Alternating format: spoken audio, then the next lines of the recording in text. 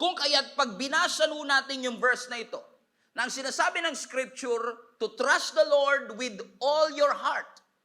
Kasi madaling pansinin nyo sa mundo natin, hindi naman tayo binabawalan at hindi mo rin naman binabawalan ang sarili mo magtiwala.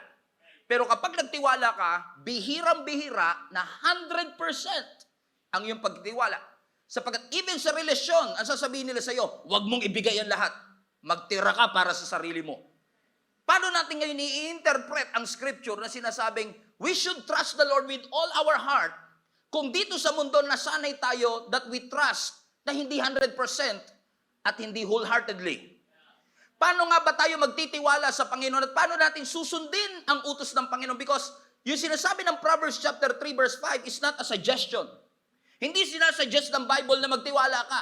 Inuutos ng Bible na magtiwala tayo sa Kanya ng buong puso.